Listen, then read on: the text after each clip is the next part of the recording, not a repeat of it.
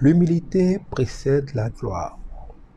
Dieu ne nous a pas créés pour nous débrouiller, pour être performants et qu'il dise, youpi, vous avez bien fait. Il dit, sans moi, vous ne pouvez rien faire. Dieu veut vivre au travers de nous. Il veut que, comme un enfant, qui va faire des choses naturellement, mais qui ne fait rien sans en appeler à ses parents. Le vrai enfant qui veut même aller uriner, demande la permission d'y aller. Il veut manger, même si c'est où est la nourriture, il demande à manger. L'enfant véritable demande tout à ses parents et ne fait que ce que ses parents autorisent ou le rendent capable de faire ou lui donnent de faire. Et Jésus nous l'a montré. Malgré tous les miracles que Jésus a fait, il dit, je ne fais rien que je n'ai pas vu mon Père faire. Ce n'est pas le Fils qui agit de lui-même. Je ne fais pas ce que je veux. La preuve, quand on l'appelle à réveiller Lazare, ou qu'on dit Lazare est en train de mourir, viens le guérir, il ne bouge pas. Parce qu'il n'a pas encore vu le Père lui dire, va le guérir. Lazare a eu le temps de mourir et de pourrir. Mais à l'instant où Dieu dit, maintenant, va le réveiller, il se lève et va le réveiller. Dans sa propre ville natale, il n'a pas fait beaucoup de miracles. Parce que Dieu ne lui a pas donné de faire des miracles là. Il dit, les miracles que je fais, ce n'est pas moi qui les fais, c'est l'Esprit puissant en moi qui le fait. Sans Dieu, nous ne pouvons rien faire. C'est vrai qu'il dit, à tes résolutions répondra le succès.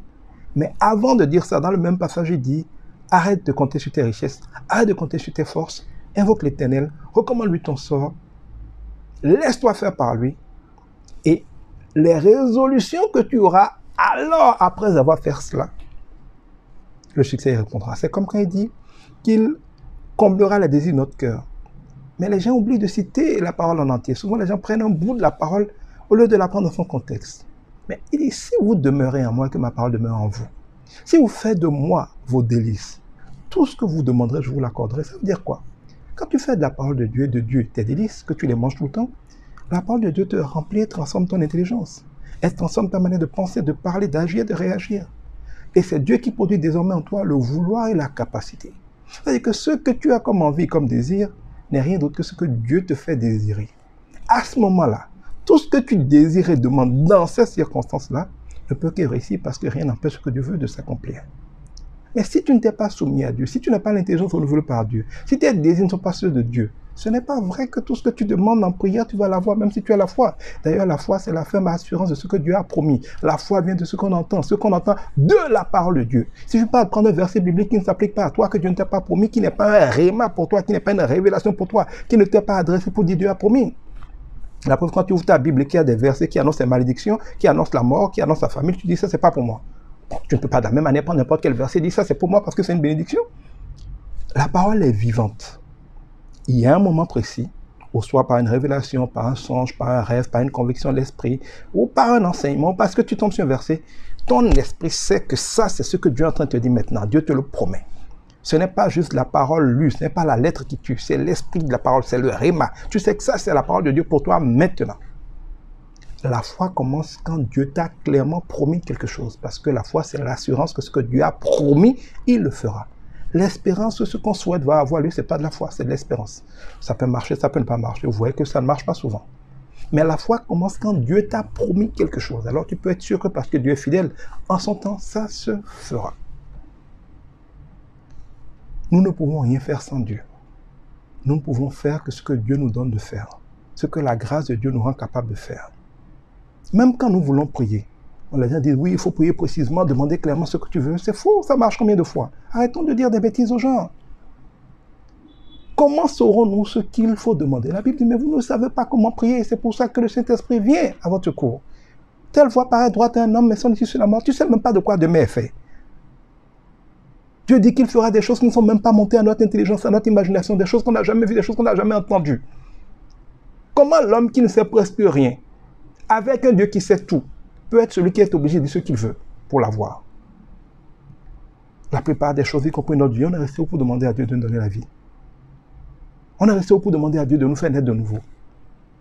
Dieu est un Père, il sait de quoi nous avons besoin avant que nous lui demandions. Il n'a pas demandé de prier pour savoir de quoi nous avons besoin.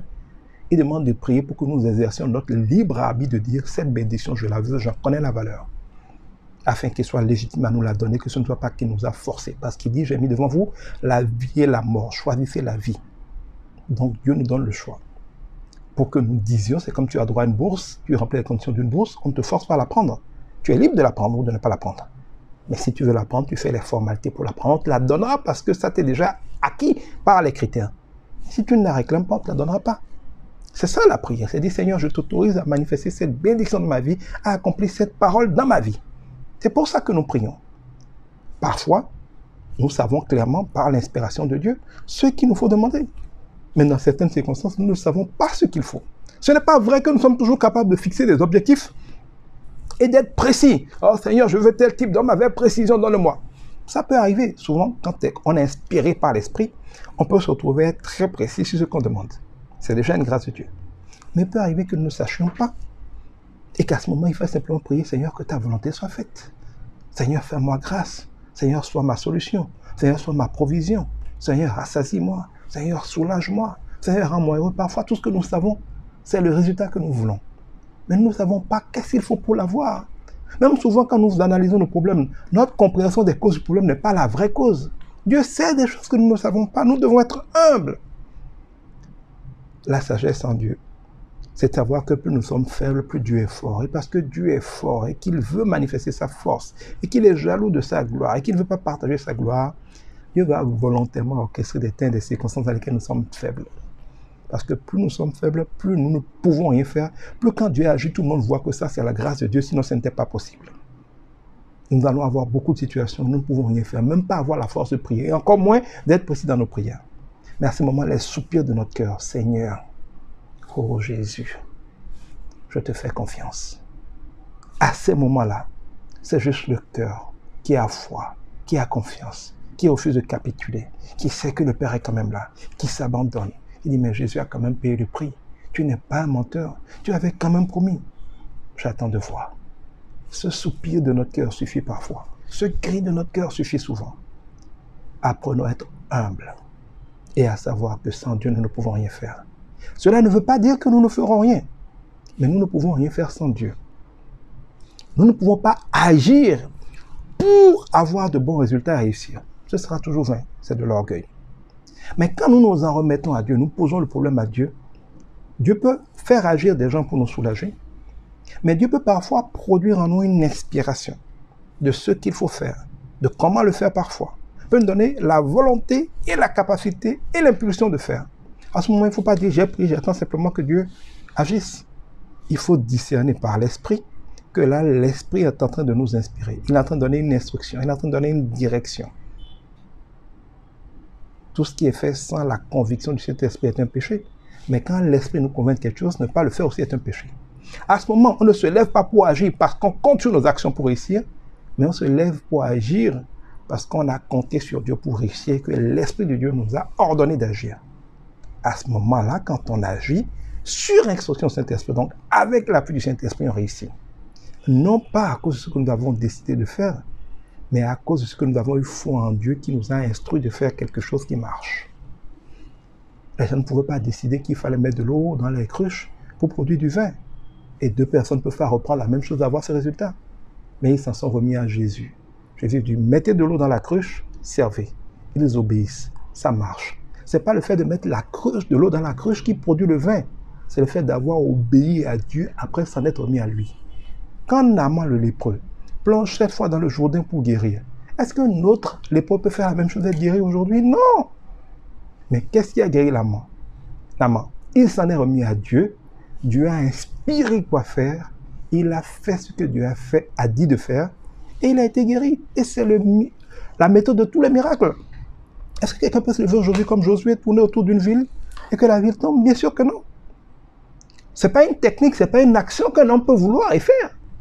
Mais celui qui s'en remet à Dieu, qui reçoit l'inspiration de Dieu et qui fait ce que Dieu lui a inspiré va réussir. Nous ne devons rien faire pour régler nos problèmes, mais nous devons nous en remettre à Dieu pour régler nos problèmes. Et quand nous nous en remettons à Dieu pour régler nos problèmes, ce que l'Esprit de Dieu nous inspire de faire, nous devons le faire. Alors nos problèmes seront résolus.